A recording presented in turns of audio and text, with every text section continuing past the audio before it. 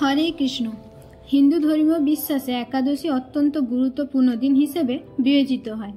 এই দিনটি সম্পূর্ণরূপে এই ব্রহ্মাণ্ডের পালনকর্তা ভগবান বিষ্ণুর উদ্দেশ্যে উৎসর্গীকৃত। শ্রাবণ মাসে কৃষ্ণপক্ষে যে একাদশী পড়ে তাকে কামিকা একাদশী বলা হয়।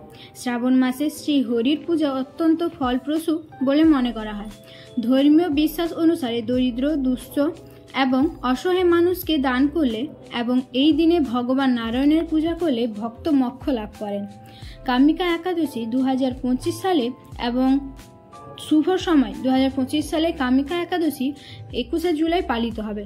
একাদশী তিথি 20 জুলাই 12:12 শুরু হয় এবং 21শে জুলাই 2025 সকাল 9:38টায় শুরু হবে।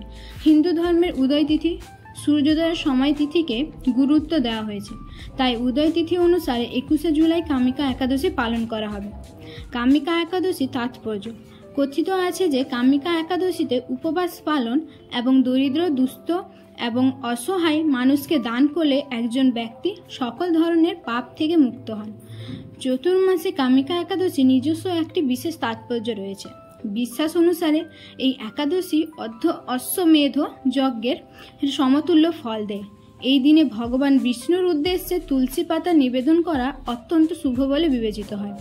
একাদশীতে দানের গুরুত্ব সনাতন ঐতিহ্যে দান অত্যন্ত গুরুত্বপূর্ণ স্থান অধিকার করে।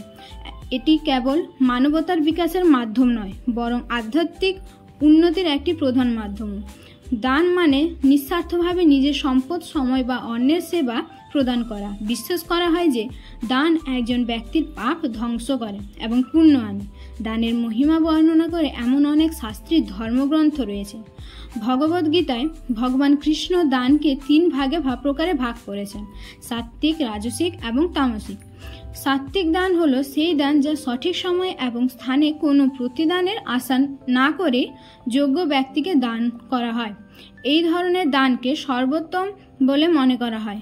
মহাভারতে অনুশাসন পর্বে বলা হয়েছে দানম একম কালো যুগে।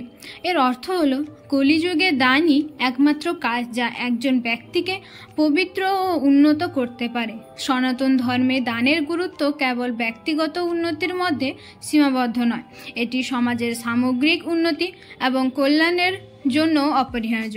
দানের মাধ্যমে একজন ব্যক্তির মধ্যে করুণা, প্রেম এবং দানশীলতার চেতনা বিকাশ লাভ করে, যা শেষ পর্যন্ত তাকে মুক্তির দিকে নিয়ে যায়।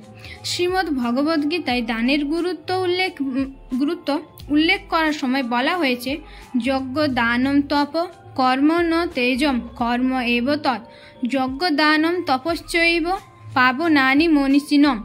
অর্থ, যজ্ঞ, দান এবং তপস্যা এই 3টি কর্ম ত্যাগ করা উচিত নয়, বরং এগুলি সম্পাদন করা উচিত, কারণ এগুলি জ্ঞানীদের পবিত্র করে। কামিকা একাদশীতে দান করার বিষয়গুলি। কামিকা একাদশীতে দান করা একটি মহান আচার। বলা হয় এই দিনে শুভ দিনে খাদ্য ও শস্য দান করা সর্বোত্তম। কামিকা একাদশীর পূর্ণ উপলক্ষে নারায়ণ সেবা সংস্থা দরিদ্র, নিঃস্ব এবং সুবিধা বঞ্চিত শিশুদের খাদ্য দান করার উদ্যোগে অবদান রেখে পুণ্যের অংশীদার হন।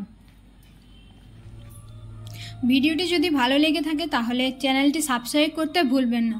হরে কৃষ্ণ, রাধে রাধে।